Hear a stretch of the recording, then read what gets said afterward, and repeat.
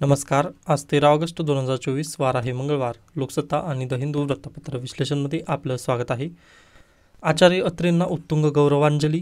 आचार्य प्रल्हाद केशव अत्रे यांच्या शतकोत्तर रौप्य महोत्सवाला मंगळवार 13 ऑगस्टपासून सुरुवात होत आहे. त्यानिमित्ताने लोकसत्तातर्फे उत्तुंग हा विशेषांक लवकरच आपल्या भेटीस येणार आहे. उत्तुंग काय आहे तर लोकसत्ताचं विशेषांक आहे. ही न्यूज आपल्यासाठी गरजेची नाही, तरी आचार्य प्रल्हाद केशव अत्रे यांचं जे शतकोत्तर रौप्य महोत्सव आहे ना, ते आपल्याला लक्षात ठेवायचं आहे. ओके, त्या नात्याने ही न्यूज महत्त्वाची ठरते. पुढे चला, आरोपांची राळ सुरूच. हिंडनबर्गचे सेबी प्रमुखांना सल्लागार संस्थेसंबंधी खुलाशाचे आवाहन, तर काँग्रेसच्या टूलकिटचा भाग असल्याचा भाजपचा आरोप. स्किप करू शकता. रेल्वेच्या धडकेत वाघिणीचा मृत्यू. आता ही घटना महाराष्ट्रातील नागपूरमधील आहे. मग याला मी तुम्हाला काय सांगितलं होतं, सोल्युशन काय आहे तर आसाम पॅटर्न आहे. मग आसाम पॅटर्न काय आहे मला कमेंट सेक्शनमध्ये सांगायचं आहे, कारण ज्या विद्यार्थ्यांना माहिती आहे ना की सोल्युशन आपण त्या दिवशी डिस्कस केलं होतं. आता पहा, अगदीच आजच तुमचा इंटरव्ह्यू आहे असं पण कन्सिडर करूयात. ओके, व तुमच्या DAF फॉर्ममध्ये काय आहे, हॉबी तुमची पहा तर पेटसोबत खेळणं वगैरे तशा पद्धतीने तुमचं म्हणजे प्राण्यांसंबंधीचा छंद तुमचा आहे. प्राणी पाळणं हा तुमचा छंद आहे असं तुम्ही डॅफ फॉर्ममध्ये लिहिलेलं आहे, बरोबर. आणि आजच्याच लोकसत्ताला किंवा आजच्याच द हिंदूला न्यूज आहे, रेल्वेच्या धडकेत वाघिणीचा मृत्यू. ओके, मग यावर तुमची प्रतिक्रिया इंटरव्ह्यू पॅनलने जर विचारली तर त्यावेळेस तुम्ही काय द्याल उत्तर. ओके, तर त्याचं त्या दिवशी आपण सोल्युशन डिस्कस पण केलेलं होतं. वन विभागाचे तुम्ही अधिकारी असल्यानंतर तुम्हाला काय करायचं आहे की बहुना अगदी तुम्ही सोल्युशन पण सुचवू शकता की वन विभागाच्या अधिकाऱ्यांनी काय करायला हवा. ओके, तर आसाम पॅटर्न आपण सांगितलेला होता. आता ते मी परत डिस्कस करणार नाही, तर नक्की कमेंट सेक्शनमध्ये सांगायचं आहे मला. डन. त्यानंतर पुढची न्यूज, जागा वाटप उमेदवार निश्चितीचे फडणवीस यांना सर्वाधिकार. भाजपच्या वरिष्ठ नेत्यांच्या बैठकीत निर्णय. आता पहा, सर्वांना माहिती आहे, जेव्हा आपल्याकडे जनरल असेंब्ली इलेक्शन चालू होते, म्हणजे लोकसभेचे ज्यावेळेस इलेक्शन चालू होते त्यावेळेस केंद्रातून सर्व महाराष्ट्रातील पत्ते हलवण्यात आले होते, बरोबर. म्हणजे तुम्हाला माहितीच असेल की अगदीच एकनाथ शिंदे यांची शिवसेना, मग त्यांच्या पक्षाला जास्त जागा वगैरे मिळाव्या त्यासाठी त्या दिल्लीला भरपूर वेळेस जाऊन आलेले होते. म्हणजेच काय, लोकसभेमधील जे सीट्सचं विभाजन होतं ना, ते महाराष्ट्रातून न होता ते दिल्लीमधून झालेलं होतं. मग BJPला जे जनरल असेंब्ली इलेक्शन आहेत त्यामध्ये थोडासा फटका भेटला. या नात्याने त्यांनी काय केलं तर सर्व सूत्र फडणवीस यांच्याकडे दिलेत. आता ही न्यूज आपल्यासाठी गरजेची आहे का तर बिलकुल नाही आहे, पण विधानसभा इलेक्शन येणार आहेत जवळ, व आपला पॉलिटिकल ऑब्झर्वर या नात्याने किंवा एक देशाचा नागरिक या नात्याने आपल्याला माहिती असणं गरजेचं आहे की आपल्या राज्यामध्ये कशा पद्धतीने सूत्र वगैरे आता हलवली जात आहेत. ओके, त्या नात्याने ही न्यूज गरजेची होती. त्यानंतर पहा, जे विद्यार्थी अगदीच ज्या विद्यार्थ्यांना माहिती नाही आहे की आसाम पॅटर्न काय होता, तर पहा, आसाम पॅटर्नमध्ये ज्यावेळेस अशाच पद्धतीने घटना घडलेली होती, म्हणजे रेल्वेच्या धडकेमध्ये एका हत्तीचा मृत्यू झालेला होता ना, त्यावेळेस जे वन विभागाचे अधिकारी आहेत त्यांनी डायरेक्टली रेल्वेचं इंजिनच त्यांनी काय केलं होतं, जप्त केलेलं होतं. मग केंद्र सरकारला त्यामध्ये इंटरफेअर करून जे दोन मिनिस्ट्री आहेत, रेल्वे मिनिस्ट्री आणि वन मिनिस्ट्री, या दोघांनी पण इंटरफेअर करून रेल्वे मिनिस्टरने 12 कोटी रुपये त्यावेळेस जमा केले होते अगदी वन मंत्रालयाला. त्यासोबतच जे 2 लोको पायलट होते त्यांना निलंबन देखील करण्यात आलेलं होतं. ओके, म्हणजे पहा, जोपर्यंत आपल्याला पिन टोचत नाही ना तोपर्यंत आपण ॲक्शन घेत नाही. ओके, मग आता सध्याला पहा, नुकतीच न्यूज आहे, जुलै महिन्यामध्ये पण अशाच पद्धतीने 3 बछड्यांचा मृत्यू झालेला होता मध्य प्रदेशमध्ये, बरोबर. मग आता लगेच इथे काय झालं आहे, रेल्वेच्या धडकेत वाघिणीचा मृत्यू. आता आपल्याकडे एक वाघिणीचा लगेच मृत्यू झालेला आहे. पहा, दिवसेंदिवस रेल्वे आणि जे प्राणी आहेत यांच्या घटनेमध्ये वाढ होत आहे. ओके, मग याला आपण काय सोल्युशन देऊ शकतो तर त्या दिवशी आता पहा, संपूर्ण डिस्कस तर करू शकत नाही, मागच्या आठवड्यामधील तुम्ही सर्व व्हिडिओ एकदा पाहून घ्या. आता मला ते आठवत नाही की कोणत्या सेक्शनमध्ये असेल, तरी पण जर कमेंट सेक्शनमध्ये तुम्ही जर विचारलात तर मी काय करेल, स्पेशल व्हिडिओमध्ये ते तुम्हाला डिस्कस करण्याचा प्रयत्न करेन. ओके, पण मोठामाटी तुम्हाला माहिती असणं गरजेचं आहे की आसाम पॅटर्न. त्यामुळेच म्हणतोय, प्लीज एकदा रेग्युलर राहा, म्हणजे मला आपण ते लगेच पुढे नेता येतं. ओके, त्यानंतर पुढे चला, 50% जास्त आरक्षणास आमचा पाठिंबा, शरद पवार यांची भूमिका, सहकार्याचे आश्वासन.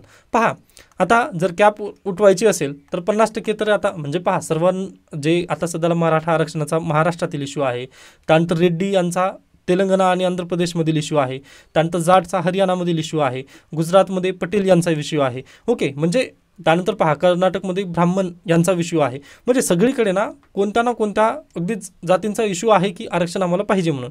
ओके, मग या नात्याने पहा, आपल्याला 50%ची जी कॅप लावून दिलेली आहे सुप्रीम कोर्टाने ही उठवावी लागेल. मग ही उठवण्यासाठी पहा केंद्र सरकारला एक अमेंडमेंट करावी लागेल.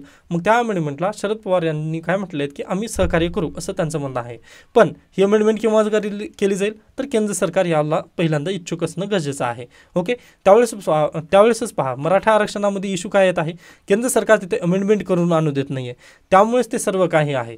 बाकी पहा महाराष्ट्र राज्य सरकारने तर तशा पद्धतीने त्यांच्या पद्धतीने कर्तव्य पार पाडलेलं आहे. पण आता कर्तव्य कोणाकडे आहे तर केंद्र सरकारकडे आहे.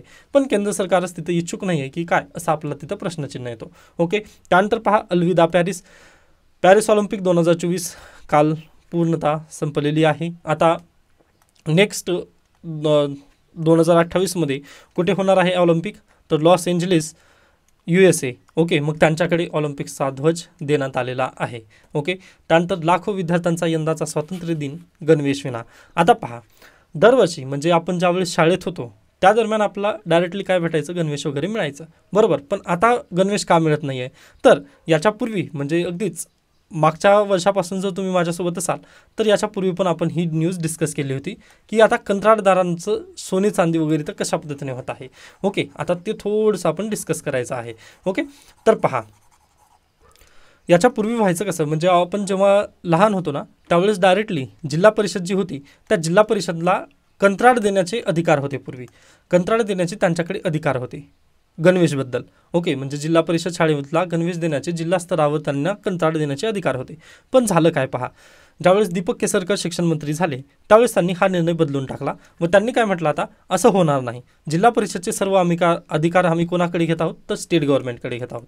मग स्टेट गव्हर्नमेंट काय करेल पहा, एक कंत्राट काढेल व त्या कंत्राटनुसार कापड खरेदी करेल.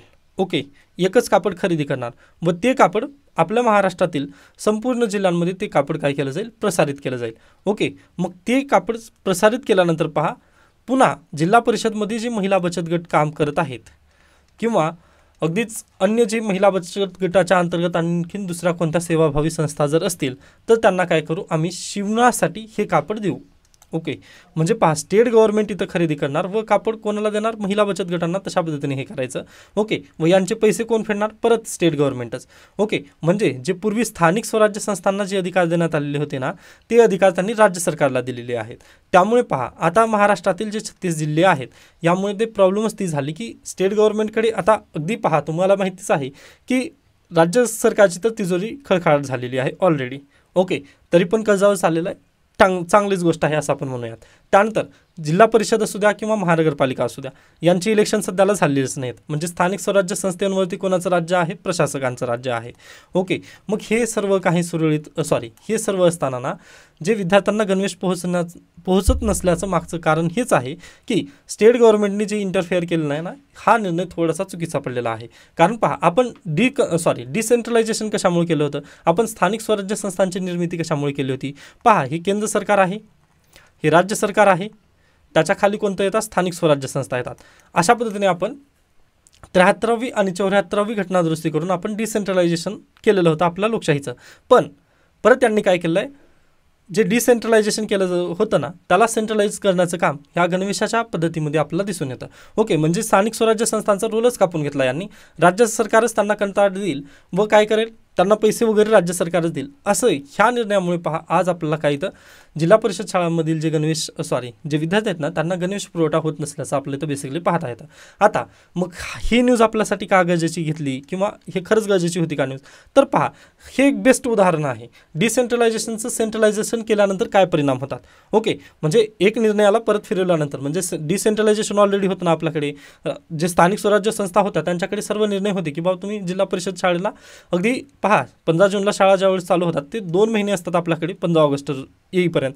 ओके, मग 2 महिन्यामध्ये पूर्वी आपला गणवेशचं वितरण केलं जायचं. पण यावेळेस का असं झालं नाही तर नेमकं त्याचं कारणच ते आहे की आपण सेंट्रलायझेशन केलं परत.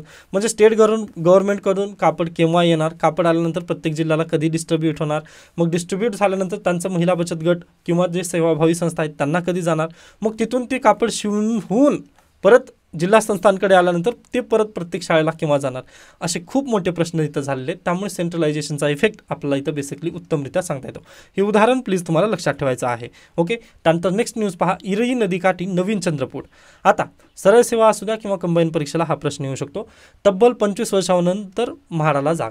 पहा 25 वर्षापूर्वीच हा निर्णय झालेला होता की इरई नदीच्या तीरावरती आपल्याला काय नवीन चंद्रपूर बसवायचा आहे. ओके, त्यावेळेसच निर्णय घेतलेला होता, पण त्यांनी त्या निर्णयाला बंद गुलदस्त्यातच ठेवण्यात आलेलं होतं. मग 25 वर्षानंतर परत एकदा म्हाडाला जाग आलेली आहे. मग आता ते काय करत आहेत त्याबद्दलची आज बैठक होणार आहे. मग बैठक झाल्यानंतर पाहूयात की चंद्रपूरचा काय निर्णय होईल. Okay, done. त्यानंतर पहा विद्यार्थ्यांसाठी लवकरच बँड स्पर्धा, देशाभिमानासाठी एकतेची जाणीव निर्मितीचा प्रकल्प. म्हणजे शालेय स्तरावरती आपल्याला काय आता बँड स्पर्धा पण घेतले जाणार आहेत. चांगली गोष्ट आहे. ज्या पद्धतीने खेळांच्या स्पर्धा अगदी त्या पद्धतीने आता बँडच्या स्पर्धा होणार आहेत. ओके, त्यानंतर पुढे चला. येथे आपल्यासाठी गरजेची न्यूज नाही आहे. ओके, लाडकी बहीण योजनेचा हप्ता 17 तारखेला त्याबद्दलची न्यूज आलेली आहे, काळजी करू नका. त्यानंतर पुढची न्यूज पहा. राज्यात दुर्मिळ होत असलेल्या वनस्पतींचं जतन आणि संवर्धनावर भर देण्याचे निर्देश देत पान मांजर म्हणजेच ऑटर, गिधाड, रानम्हैस यांच्या प्रजनन केंद्रासाठी मुख्यमंत्री एकनाथ शिंदे यांनी वन्यजीव मंडळाच्या बैठकीत सोमवारी मान्यता दिली आहे. कोणते कोणते प्राणी आहेत पहा. रानमांजर एक आहे, गिधाड एक आहे आणि रानम्हैस एक आहे. यांच्या प्रजननाला त्यांनी मान्यता दिलेली आहे. परीक्षेला डायरेक्टली विचारलं जाऊ शकतं. पहिला पर्याय काय असतं पानमांजर, दुसरं पर्याय असतं गिधाड, तिसरं पर्याय असतं रानम्हैस व चौथं पर्याय असेल की वरीलपैकी सर्व. तर वरीलपैकी सर्व ही ऑप्शन बरोबर असेल. प्रजनन केंद्र या 3 प्राण्यांची होणार आहेत. प्लीज लक्षात ठेवायचं आहे आपल्याला. ओके, त्यानंतर पुढे चला. त्यानंतर आपलं फेवरेट आर्टिकल संविधान भान. संसदीय शासन पद्धती. भारत सरकारची संपूर्ण शासकीय कारवाई राष्ट्रपतींच्या नावे केली जाईल असे 77व्या अनुच्छेदात म्हटले आहे. कालच्या लेक्चरमध्ये पहा आपण आर्टिकल 76 डिस्कस केलेलं होतं, म्हणजेच अटॉर्नी जनरल ऑफ इंडिया. त्यासोबतच कलम 76मध्येच त्याचं असिस्टंट म्हणजेच सॉलिसिटर जनरल ऑफ इंडिया यांना पण आपण काल डिस्कस केलं होतं. व स्वतंत्र भारताचे पहिले अटॉर्नी जनरल किंवा आर्टिकल 76 अनुसार महान्यायवादी हे कोण होते पहिले, तर अगदीच मिस्टर लॉ यांना आपण ओळखत होतो. मिस्टर लॉ म्हणजेच कोण होते, तर मोतीलाल सेटलवाड. ओके, हे नाव तुम्ही लक्षात ठेवा, सेटलवाड. ओके, मिस्टर लॉ म्हणून यांना ओळखलं पण जात होतं. ओके, तर आपण यांच्याबद्दल पण काल चर्चा केलेली आहे. मग आज आपल्याला आर्टिकल 77 डिस्कस करायचं आहे. आर्टिकल 77 काय म्हणतं पहा. आपल्या भारत सरकारचे जे कोणते डॉक्युमेंट वगैरे असतील किंवा जे कोणतं कामकाज असेल ते फक्त आणि फक्त राष्ट्रपतींच्याच नावाने चालेल. ओके, समजत आहे. म्हणजे अगदी प्राईम मिनिस्टरने जरी तिथे निर्णय घेतलेला असला तरी देखील त्याच्यावरती सिग्नेचर कोणाची असेल, प्रेसिडेंट ऑफ इंडियाची असेल. त्यामुळे पहा ना, आपल्याकडे काय करते, संसद कायदे बनवते. संसद कायदे बनवते म्हणजेच काय, आपल्या संसदेचे 2 विधिमंडळ आहेत. एक एक लोकसभा, लोकसभेपासून दुसरीकडे राज्यसभा, बरोबर, असे 2 सभागृह आहेत संसदेचे आपल्या. मग या 2 सभागृहामधून जर एखादं विधेयक पास झालेलं असेल तर त्याचं कायद्याचं रूप, त्या विधेयकाचं कायद्यात रूपांतर होण्यासाठी कोणाची सही लागेल, प्रेसिडेंट ऑफ इंडियाची सही लागेल. म्हणजे पहा, पंतप्रधान सर्वोच्च जरी असले, ओके, पण त्यांच्यावरती कोण आहेत, तर चेक अँड बॅलन्स ठेवण्यासाठी प्रेसिडेंट ऑफ इंडिया आहेत. त्यामुळे आर्टिकल 77 आपल्याला हेच सांगतं की भारत सरकारचे जे सर्व कामं आहेत ना ते कोणाच्या अनुषंगाने चालतील किंवा कोणावरती डिपेंड असतील, तर प्रेसिडेंट ऑफ इंडियाने. ओके, त्यामुळे तुम्हाला लक्षात ठेवायचं 77वं कलम जे आहे ते प्रेसिडेंटला जास्त म्हणजे भारत सरकारची शासकीय कारवाई ही राष्ट्रपतींच्या नावे केली जाईल म्हणून प्रेसिडेंट ऑफ इंडियाला जास्त पॉवरफुल बनवण्याचं काम आर्टिकल 77 केलेलं आहे. आय होप तुम्हाला हा 77 आर्टिकल समजलेला असेल. त्यानंतर पुढे गेल्यानंतर पहा, आपल्याला आणखीन 78वं आणि 79वं पण आर्टिकल आपल्याला डिस्कस करायचे आहेत. ओके, तर पहा 78वं आर्टिकल काय म्हणतं मग आपल्याला, पंतप्रधानांच्या राष्ट्रपतींविषयक असलेल्या कर्तव्यांच्या अनुषंगाने. म्हणजे पहा, आता अगदीच पंतप्रधान आताच काय म्हटलं आपण, आर्टिकल 77 आपल्याला काय म्हणतं की जे काही भारत सरकारचे कामं असतील ते प्रेसिडेंट ऑफ इंडियाच्या नावाने चालतील. मग आपल्याकडे आर्टिकल 75मध्ये काय म्हटलेलं आहे की पंतप्रधानांचं एक पद असेल, असं 75वं कलम पण आपल्याला म्हटलं आहे की व मंत्रिमंडळाचा मॉनिटर म्हणून कोण काम करेल, तर पंतप्रधान करेल. मग ह्या पंतप्रधानांचं काय काम राहिलं मग, कारण 77वं कलम काय म्हणतं की प्रेसिडेंट ऑफ इंडियाच्या नावाने सर्व काही चालेल, मग पंतप्रधानांचं तिथं काय काम. मग असा प्रश्न निर्माण झाल्यामुळेच त्यांनी काय म्हटले, कलम 78 तुम्ही वाचा पहिल्यांदा. कलम 78 इथं काय म्हणतं, जे प्रेसिडेंट ऑफ इंडिया काम करणार आहेत, प्रेसिडेंट ऑफ इंडिया जे काही काम करणार आहेत, ओके, ते काम कोणाच्या सल्ल्यानुसार करतील, तर पंतप्रधानांच्या. आय होप तुम्हाला समजत असेल. व अगदीच जे मिनिस्टर असतील, आता पंतप्रधान हे कोणाचे मॉनिटर आहेत पहा, मॉनिटर म्हणून कोणाचे, जे मिनिस्टर्स आहेत, जे मिनिस्टर्सचा ग्रुप आहे त्यांचे मॉनिटर म्हणून किंवा लीडर म्हणून कोणाला ओळखलं जातं, तर पंतप्रधानांना. त्यामुळे पहा, जे मिनिस्टर्स आहेत ते मिनिस्टर डायरेक्टली राष्ट्रपतींना सल्ला वगैरे देऊ शकत नाहीत की बाबा याच्यावरती तुम्ही सही करा, आम्ही हे काम करत वगैरे आहे. कारण भारत सरकारचे सर्व काही काम म्हणजे कोणाच्या स्वाक्षरीवर चालणार, तर प्रेसिडेंट ऑफ इंडियाच्या. त्यामुळे मिनिस्टरचं कोणी प्रेसिडेंट वगैरे ऐकणार नाही, पण पंतप्रधानांचं प्रेसिडेंट ऐकतील. या नात्यानेच आर्टिकल 78 काय म्हणतं पहा, तर जे काही मंत्रिमंडळ आहे, मंत्रिमंडळामध्ये जे कोणते निर्णय घेतले जातील ते संपूर्ण निर्णय पंतप्रधानांच्या मार्फत राष्ट्रपतींना सुचवण्यात येतील. ते कलम आहे 78. यासोबतच पहा, राष्ट्रपती यांना जेव्हा जेव्हा वाटलं ना की पंतप्रधानांचा सल्ला मला इथं घेणं गरजेचं आहे किंवा देशभरामध्ये काय काय चालू आहे हे ज्यावेळेस राष्ट्रपतींना ऐकावं असं वाटलं, त्यावेळेस राष्ट्रपती लगेच पंतप्रधानांना फोन करू शकतात, व बा आज सध्याला महाराष्ट्रामध्ये काय काय चालू आहे मला त्याबद्दलची न्यूज द्या, असं डायरेक्टली प्रेसिडेंट ऑफ इंडिया पंतप्रधानांना फोन करून विचारू शकतात. तेच म्हणजे काय कलम 78 आहे. ओके, म्हणजे पहा, एकीकडे रबर स्टॅम्प आपण केलेला आहे, तरी देखील प्रेसिडेंट ऑफ इंडियाकडे ही पॉवर आहे की पंतप्रधान यांना ते जाब विचारू शकतात. तर अशा पद्धतीने हे सल्ल्यानुसार काम करणं आपलं इथं बेसिकली दिसत आहे. डन. कलम 78 पण तुम्हाला ऑलरेडी समजलेलं असेल. त्याच्या पुढे गेल्यानंतर पहा, आता कलम 79 ते 122 यामध्ये काय म्हटलेलं आहे, तर संसदेबद्दलच्या तरतुदी करण्यात आल्या आहेत. कलम 79 ते 122. आता या दरम्यान पहा, संपूर्ण संसदबद्दलच्या इथं तरतुदी आहेत. डन. व कलम 123 कशाबद्दलचं आहे, संसद ज्यावेळेस संसदेचं ज्यावेळेस सत्र चालू नसतं ना, त्यावेळेस जर विधेयकाची जर गरज पडेल तर त्यावेळेस 1, 2, 3 कलम 1, 2, 3चा वापर करून काय तिथं देता येतं, अध्यादेश काढता येतो डायरेक्टली. त्यालाच आपण काय म्हणतो, वटहुकूम देखील म्हणत असतो. बरोबर, म्हणजे डायरेक्टली काही प्रावधान आपल्यामध्ये करण्यात आलेले आहेत की संसदेला आपण बायपास करू शकतो. ओके, मग त्यासाठी कलम 123 आहे. आता तेवढ्या दूर जाऊ नये आपण, कारण पहिल्यांदा आपलं 79 ते 122 पण डिस्कस करायचे आहेत. ओके, त्यापैकी पहा, 79 मध्ये आणखीन जर तुम्ही पाहिलात तर संसदेची रचना करण्यात येईल असं म्हटलेलं आहे. मग ही संसदेची आपल्या रचना केव्हा झालेली आहे, तर पहा, पहिल्यांदा संसदेची रचना ही आपला 1833च्या कायद्यामध्ये दिसते. 1833चा चार्टर ॲक्ट कायदा होता, व चार्टर ॲक्ट कशामुळे आलेला होता पहा, 20 वर्षांची त्यांना मुदत देण्यासाठी तो कायदा आलेला होता. कंपनीला 20 वर्षाची मुदत देण्यासाठी हे चार्टर ॲक्ट आलेले होते. ओके, मग 1833च्या चार्टर ॲक्टमध्ये पहिल्यांदा ना हे थोडंसं संसदेचं एक काय म्हणतो आपण, संसदेचं स्ट्रक्चर आणायचं आहे भारतामध्ये, अशा पद्धतीचं एक तिथं काय एक आपल्याला गंध येतो तिथून. ओके, तर पहा, 1833चा चार्टर ॲक्ट केंद्र पातळीवर असलेल्या विधिमंडळाचा उल्लेख या कायद्यात आढळतो. ओके, म्हणजे एक सेन्स आपल्याला आला की इथून विधिमंडळ वगैरे चालू होणार आहे 1833च्या कायद्यानुसार. मग याच्याच पुढे गेल्यानंतर पहा, 1861च्या इंडियन काउन्सिल ॲक्टने संसदीय पद्धतीचा पाया घातला गेला भारतामध्ये, व तिथपासून 1909 पर्यंत असे काही कायदे झाले आणि त्यातून विधिमंडळाचे तपशील निर्धारित झाले. 1833ला पहिला पाया घातला गेला, त्यानंतर 1861 ते 1909 पर्यंत संपूर्ण पायाभरणी करण्यात आली विधिमंडळाची भारतामध्ये. मग त्याच्यानंतर पहा, एक हातोडा पडला, व हातोडा 1919च्या कायद्यानुसार पडला, व त्यानुसार पहा, भारत सरकार कायद्याने केंद्र पातळीवर 2 सभागृहांची संसद असेल. कुठे, केंद्र पातळीवर, केंद्र सरकारमध्ये 2 सभागृहांची संसद असेल अशी मांडणी करण्यात आली, व त्यावेळेसच राज्यसभा आणि लोकसभा ही 2 त्यांनी सभागृह तिथे आणलेली आहेत. मग परीक्षेला प्रश्न असा येऊ शकतो की राज्यसभा आणि लोकसभा किंबहुना केंद्र पातळीवर 2 सभागृहांची मांडणी कोणत्या कायद्यानुसार करण्यात आलेली आहे. पर्यायामध्ये असू शकेल भारत सरकार कायदा 1919. आय होप तुम्हाला हा पॉईंट समजलेला आहे. त्याच्यानंतर पुढे चला, 1919चा कायदा झाल्यानंतर पहा, 1935चा भारत सरकार कायदा आला, व पहा 1919च्या कायद्याचं अपडेटेड व्हर्जन म्हणजेच काय, 1935चा भारत सरकार कायदा. ओके, म्हणजे 1919 मधील ज्या काही चुका वगैरे झालेल्या होत्या त्या दुरुस्त करण्याचं काम 1935 मध्ये झालं, व तिथूनच सूच्या पण आल्या आहेत. ओके, सूची इथंच तयार करण्यात आलेली होती. मग पहा, आपल्याकडे आज सध्याला आपण सूच्या आहेत. ओके, 7व्या अनुसूचीमध्ये आपल्याकडे 3 सूची सापडतात. एक राज्य सूची आहे, एक केंद्र सरकारसाठी एक सूची आहे, व एक दोघांसाठी म्हणजे समवर्ती सूची आहे. ओके, अशा पद्धतीने सूची आपला 7व्या अनुसूचीमध्ये सापडतात. अगदी तशाच पद्धतीने इथं पण काही सब्जेक्ट ठेवण्यात आलेले होते राखीव वगैरे. ओके, तर हे 1935चा कायदा, व त्याच्यापूर्वीचा 1919चा पण कायदा, ज्यामुळे संसदेचं सभागृह तिथं मांडण्यात आलेलं होतं. ओके, व संसदेचे 2 सभागृह त्यांनी तयार केले होते, एक राज्यसभा व एक लोकसभा. ओके, पूर्वी त्याला वरिष्ठ सभागृह आणि कनिष्ठ सभागृह असंच नाव होतं. मग 1955 मध्ये त्याला लोकसभा आणि राज्यसभा असे नाव देण्यात आलेले आहेत. आय होप तुम्हाला हे सर्व काही आजचं संविधानबान समजलेलं आहे.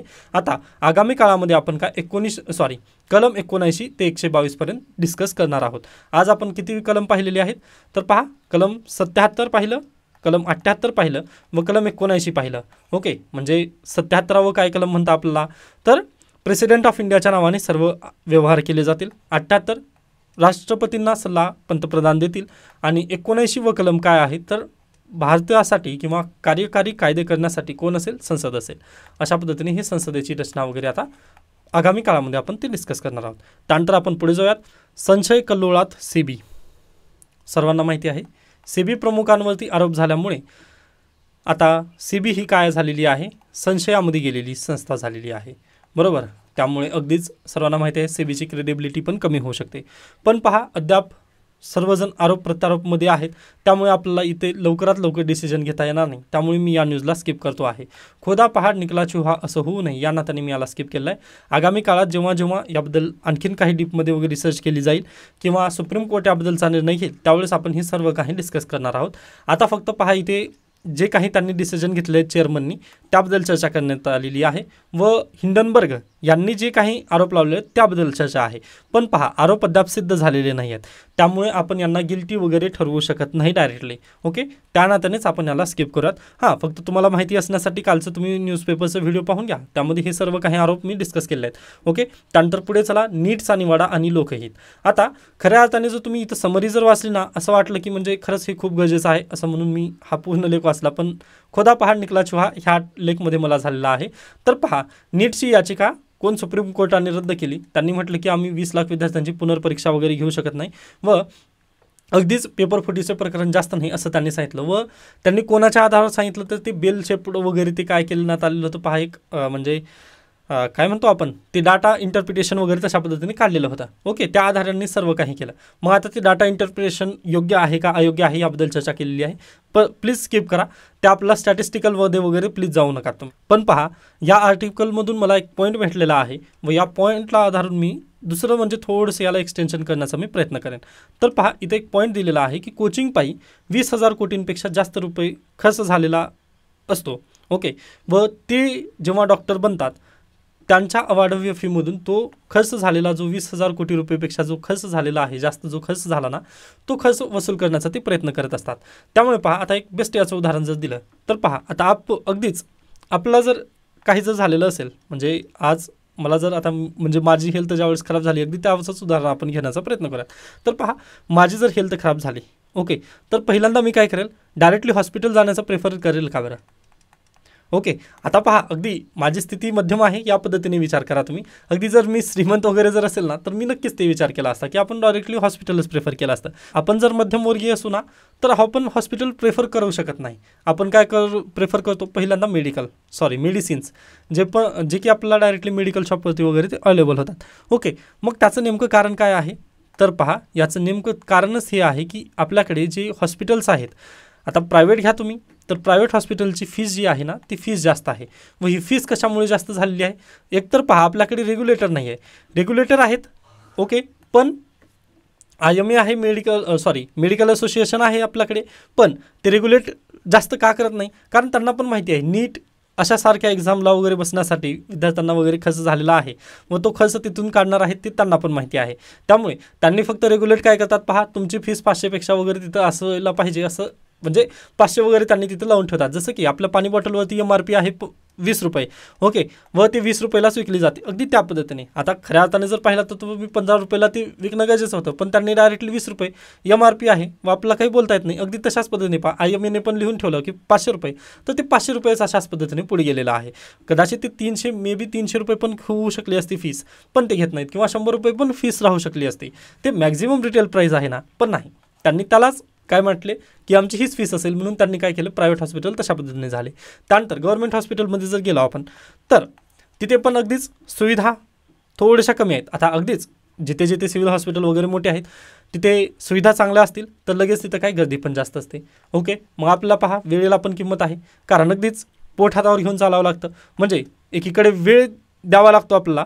ओके, तिथे जर रांगेमध्ये जर आपण थांबलो तर आपलं काय इकडलं आजच्या दिवसाची इन्कम जाऊ शकते. या नात्याने काय करतो आपण पहा, प्रेफरन्स कशाला देतो आपण, हॉस्पिटलऐवजी डायरेक्टली मेडिसिन्सला देतो. मग याला काही रिफॉर्म्स आपण सुचवू शकतो का, तर अगदीच पहा, मेडिकल एज्युकेशनमध्ये आपले रिफॉर्म येणं खूप गरजेचे आहेत. जसं की आता सध्याला नीट आलेली आहे, मग याचं काय झालेलं आहे, पूर्णतः केंद्रीकरण झालेलं आहे. त्यामुळे पहा, महाराष्ट्रातील जे विद्यार्थी आहेत ना, त्यांना नीट क्वालिफाय करणं थोडंसं हार्ड जातं, कारण आपलं सिलेबस कोणता आहे, महाराष्ट्र एज्युकेशन आहे.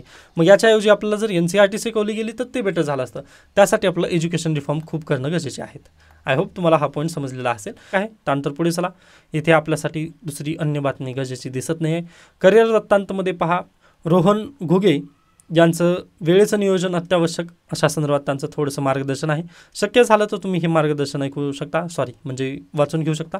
तर अशा पद्धतीने आणखीन एक न्यूज, महागाई दर पंचवार्षिक तळाला, जुलैमध्ये 3.54% खाद्यान्नांच्या किमतीत निम्म्याने घसरण. आता हे थोडंसं एक मजाक टाईप आहे. अगदी जर तुम्ही जर खऱ्या अर्थाने जर फॉलो वगैरे याच्यापूर्वी जर केलेला असाल मला, व RBIची मॉनिटरी पॉलिसी याच्यापूर्वी जर डिस्कशन तुम्हाला माहिती असेल तर त्यावेळेस हे चर्चेला घेतलं होतं. बाकी आता मी याला स्किप करतोय, कारण पहा, दर वेळेस आपल्याला ही महागाई वगैरे दर चर्चा करायचं नसतं. प्लीज एकदाच तुम्ही तुमच्या अर्थशास्त्राच्या शिक्षकांकडून ते शिकून घ्या, आणि आता मला तरी एकदा तुम्ही म्हणजे तसा व्हिडिओ बनवण्यासाठी प्रेरित करा, म्हणजे आपण ते एकदाच कंप्लीट करून ठेवूयात. बाकी पहा, कारण हे 2-2 महिन्याला परत प्रकाशित होत असतं, व दर महिन्याला आपण जर कन्सेप्टच शिकत राहिलो त्याची, तर ती कन्सेप्ट आपला म्हणजे 30 मिनिट आणखीन जर जायचं म्हटलं तर ते थोडंसं चुकीचं होईल. त्या नात्याने मी याला काय केलं, स्किप केलेलं आहे. तर अशा पद्धतीने आजचं लोकसत्ता इथं संपतं. त्यानंतर येतं आजचं कालचं द हिंदू. यामध्ये सेवेबद्दल चर्चा करण्यात आली, स्किप करू शकता. स्पॉटलाईट गरजेचे नाही आहे. त्यानंतर लाडकी बहीण योजनेचा 17 ऑगस्टला हप्ता पडेल. ओके, चांगली न्यूज आहे आपल्यासाठी. त्यानंतर पुढे या, आता हे न्यूज खऱ्या अर्थाने महत्त्वाची आहे. GS1मध्ये हा प्रश्न विचारला जाऊ शकतो मेन्स परीक्षेला, किंवा आपलं जी प्रिलिम्स आहे त्या प्रिलिम्स परीक्षेला पण हा प्रश्न नक्की येऊ शकेल. तर पहा, ओडिसामध्ये गोतीपुवा ही डान्स प्रॅक्टिस आहे. ओके, ही डान्स प्रॅक्टिस आहे, गोतीपुवा हे नाव लक्षात ठेवायचं आहे. मग पहा, ही जी डान्स प्रॅक्टिस आहे ना, ती कोण परफॉर्म करतं, तर लहान मुलं, म्हणजे ज्यांचं वय अगदी 14पेक्षा कमी ते 30पर्यंत, 14 ते 30 वयोगटातील जी मुलं आहेत ना, यांच्यामार्फत ही गोतीपुवा ही डान्स परफॉर्म केलं जातं. व केव्हा परफॉर्म केलं जातं, ज्या वेळेस फेस्टिवल सीझन वगैरे असतं ना, त्यावेळेस ही डान्स परफॉर्म केलं जातं. व पहा, हे 14 ते 30 वयोगटातील जी मुलं असतील, मुली परफॉर्म करत नाहीत बरं. काही ठिकाणी मुली परफॉर्म करतात, पण जास्त करून फेस्टिवल दरम्यान फक्त मुलंच परफॉर्म करतात, व अशा पद्धतीचीच तिथं प्रथा राहिलेली आहे. आता जर एक्सेप्शनल केसेस, आता पहा, जर UPSCने जर विचारलं की मुली इथं करतच नाहीत, तर पहा ते म्हणजे ओनली वगैरे जर आलं ना, एकदम एक्स्ट्रीम झालं ना, तर तिथं चुकीचं होईल. कारण इथे आपल्याला एक मुलगी पण सापडलेली आहे. पहा, कावेरी पटेल यांनी 24व्या वर्षी तसं डान्स परफॉर्म केलेलं होतं, पण पहा फेस्टिवलमध्ये ते परफॉर्म करू शकत नाहीत. ओके, म्हणजे एक्सेप्शनल केस असू शकतात ना, तशा पद्धतीने आहे ते. पण इथं बेसिकली मुलं परफॉर्म करतात हे डान्स. मग पहा, जर मुलांना या डान्स परफॉर्म करायचं जर म्हटलं तर त्यांना पहा जवळपास 20,000 तासांची ट्रेनिंग घ्यावी लागते. ओके, सुरुवातीला 20,000 तासांची ही ट्रेनिंग आहे. ओके, आता हे सर्व काही इथं दिलेलं आहे पहा, 20,000 तास ही रिगरस ट्रेनिंग, म्हणजे एकदम कठीण परिश्रम त्यांना करावं लागतं या डान्स परफॉर्मन्ससाठी. ओके, मग 20,000 तास जर त्यांनी, म्हणजे अगदी 14व्या वयात जर मुलगा असेल, म्हणजे 14वं वय म्हटल्यानंतर 7वी-8वीचा तो मुलगा असेल पहा, मग त्याला जर इतकं मेहनत वगैरे जर घ्यायची असेल तर तो शाळा शिकेल का? मग तर त्याला काय करावं लागतं, गुरुकुलमध्ये राहावं लागतं. शाळा वगैरे त्याची सुटतेच. ओके, मग याला गुरुकुलमध्ये ठेवलं जातं.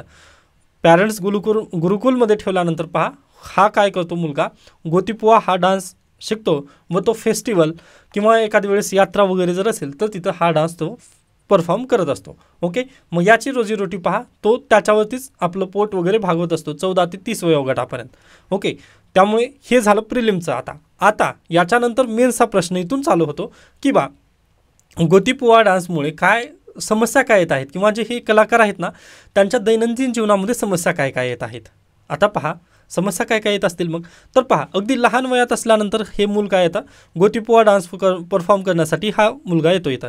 व पहा, हा गोतीपुवा डान्स परफॉर्म करत असताना ना तुम्हाला मुलगी बनावं लागतं, म्हणजे पूर्ण मेकअप वगैरे जे असेल ते मुलीसारखं करावं लागतं, व मुलीचं वेश धारण करून आपल्याला काय हे डान्स परफॉर्म करायचा आहे. बरोबर. मग पहा, जोपर्यंत 14 ते 30 म्हणजे अगदीच किशोरवयीन येत असेल ना, तर त्याला समजतं की बा आता मुलगी होणं थोडंसं कठीण आहे. त्यामुळे तो काय करतो, मागे यायला तयार होतो. ओके, कारण पहा गुरुकुलमध्ये टाकण्याचा जो विचार असतो तो पाल्याचा असतो का, म्हणजे आपण लहान मुलं आहोत पहा, व आपला कोणी विचारतं का मग तुला गुरुकुलमध्ये जायचं आहे का, तर मी यस वगैरे तसं म्हणतं का, तर बिलकुल नाही. आपले पॅरेंट्सच त्यावेळेस निर्णय घेतात. बरोबर आहे. मग पहा 14व्या वयात ते काही वाटत नाही, आपण मुलगी जरी म्हणलं तर ठीक आहे वाटतं. पण जसं जसं वय 30 वगैरे होतं ना, त्यावेळेस आपल्याला ते कठीण व्हायला लागतं. ओके, मग यामुळे काय करतात, 30व्या वयापर्यंत आल्यानंतर हे गोतीपुवाचे जे डान्सर वगैरे मुलं आहेत ना, ते सोडून जातात, गुरुकुल आश्रम वगैरे ते सोडून जातात.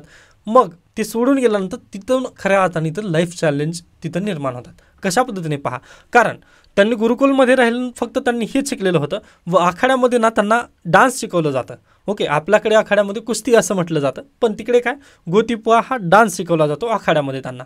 बरोबर, मग त्यांनी आखाड्यामध्ये काय शिकलेले आहेत, डान्स शिकलेले आहेत. मग पहा, जर त्यांना पोट जर भरायचं असेल तर त्यांना मग अगदीच रेल्वे किंवा अन्य बस स्टँड वगैरे तशा ठिकाणी काय करावं लागेल, मग त्यांचं परफॉर्मन्स दाखवून आता म्हणजे सध्याला त्या केसेस वाढत आहेत. त्यामुळे हे कल्चरल प्रॅक्टिस कशा पद्धतीने पहा, पूर्वी कशी होती ही कल्चरल प्रॅक्टिस, फक्त फेस्टिवलच्याच दरम्यान ही त्यांनी परफॉर्म करायची व त्यांचं जे जीवन आहे ते चालवायचे. पण आता पहा, आता वाढत्या गरजा, त्यानंतर आता सध्याला अगदीच गुरुकुल सोडल्यानंतर जे आगामी जे प्रॉब्लेम वगैरे त्यांना फेस करावे लागत आहेत, यासाठी त्यांच्याजवळ दुसरी कोणती स्किल नसल्यामुळे ते काय करत आहेत, रेल्वेमध्ये परफॉर्मन्स वगैरे देत आहेत. त्यानंतर पहा अगदीच बस स्टँडवरती म्हणजे लोकल ठिकाणी किंवा कोणत्या विलेजमध्ये वगैरे, आता जशा पद्धतीने आपल्याकडे पण येतात पहा पोचराज वगैरे, तर ते तिथं काय करत आहेत, परफॉर्मन्स करत आहेत. ओके, त्यामुळे यांचं जनजीवन आता सध्याला विस्कळीत झालेलं आहे. ओके, कारण पहा अगदी 14 ते 30 दरम्यान जी शिक्षणाचं वय असतं ना, ते शिक्षणाचं वय यांनी गुरुकुलमध्ये घातलेलं आहे व शिक्षणाला आता यांना नोकरी वगैरे मिळणार नाही. मग ह्या सर्व काही तिथं समस्या आहेत. मग काय करतात पहा, 30 ते 50 वयापर्यंत काय करतात हे व्यक्ती, अगदी कसं बसं जिंदगी जीवन जगतात. ओके, व 50व्या वर्षी ना हे कोणता फॉर्म भरतात पहा, मुख्यमंत्री कलाकार सहाय्यता योजना. ओके, मुख्यमंत्री कलाकार सहाय्यता योजना हा फॉर्म भरतात व त्यानंतर ते 2000 रुपयेचं जे मानधन आहे ना, त्याचे हे मानकरी होतात. ओके, तर अशा पद्धतीने ना हे थोडंसं आता जीवन जगत असताना ना त्यांना खूप चॅलेंजेस येत आहेत, असंच बेसिकली इथं सांगण्याचा प्रयत्न केला गेला आहे. त्यानंतर पहा, याच्यापूर्वी कसं व्हायचं, मग आताच कसं काय लाईमलाईटमध्ये आली ही न्यूज, तर पहा याच्यापूर्वी हे जे डान्सर होते, गोतीपुवाचे जे डान्सर होते, हे काय करायचे, ओडिसी पण शिकायचे. ओके, म्हणजे डायरेक्टली ते ओडिसा जे फोक डान्स आहे त्यांचं ओडिसी, ते डायरेक्टली शिकत असत. म्हणजे ह्याचं नेक्स्ट व्हर्जन, गोतीपुवाचं नेक्स्ट व्हर्जन म्हणजे ओडिसी आहे. ओके, ते पण शिकायचे. पण काळाच्या ओघामध्ये पहा ओडिसीला पण थोडंसं कमी महत्त्व आलेलं आहे. ओके, ज्या पद्धतीने पहा पूर्वी अगदीच जर तुम्ही पूर्वी महाराष्ट्राची जर संस्कृती वगैरे पाहिली तर अगदी लावणीला वगैरे खूप महत्त्व होतं किंवा सर्वजण त्याला अगदीच खूप भरभरून वगैरे पाहत असत.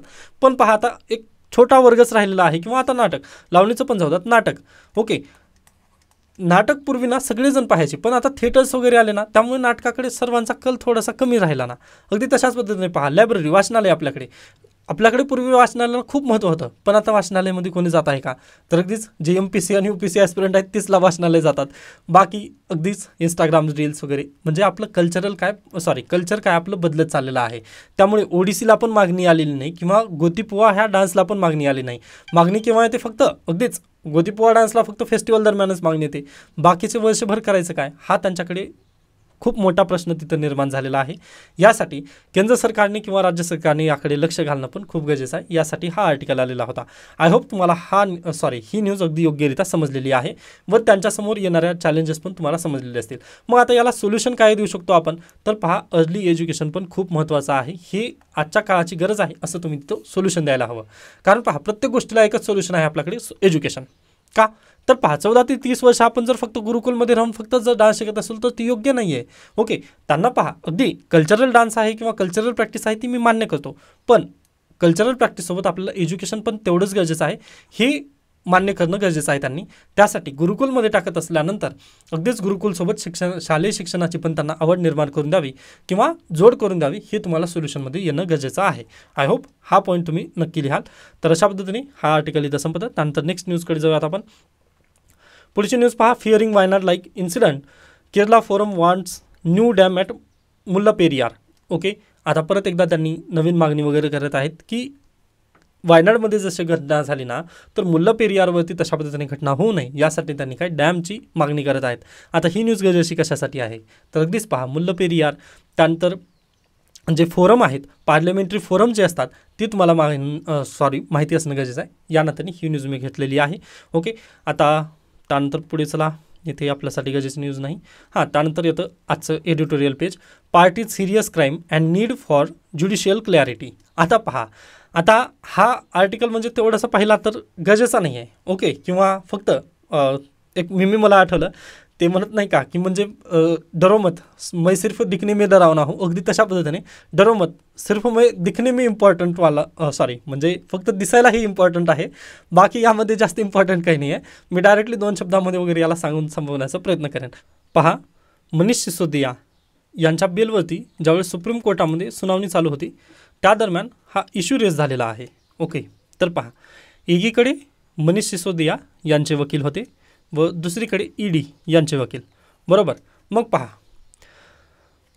मनीष सिसोदिया असतील किंवा अरविंद केजरीवाल यांना म्हणजे आम आदमी पक्ष यांच्यामधून हे दोघं पण बिलॉंग करतात व यांच्यावरती केस कशाचे रजिस्ट्रेशन आहे तर एक्साईज पॉलिसीची आहे, एक्साईज पॉलिसी.